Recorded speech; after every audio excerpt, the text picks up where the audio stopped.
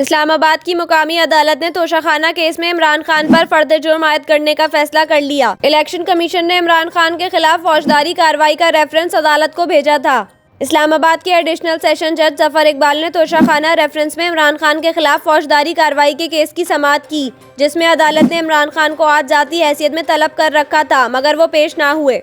अदालत ने फौजदारी कार्रवाई के केस में इमरान खान पर फर्द जुर्म आयद करने का फैसला किया, जिसकी तारीख 7 फरवरी मुकर्रर की गई है, जबकि अदालत ने चेयरमैन PTI को 20,000 रुपए के मुचलके जमा कराने का हुक्म दिया है। अदालत ने इमरान खान के वकील अली बुखारी एडवोकेट से सवाल किया कि इमरान खान की तरफ से वकालतनामा किधर है। इस पर अली बुखारी ने कहा कि 5 मिनट दे दें, बैरिस्टर गौहर अदालत पहुंच रहे हैं। अली बुखारी ने अदालत को बताया कि हमने गुज़िश्ता समाअत पर इमरान खान का मेडिकल सर्टिफिकेट पेश किया था। इस पर अदालत ने कहा कि आज वकालतनामा भी जमा करा दें। दौरान समाअत इलेक्शन कमीशन के वकील ने कहा कि जब तक श्योरिटी बॉन्ड्स नहीं आ जाते तब तक ये वकालतनामा नहीं दे सकते।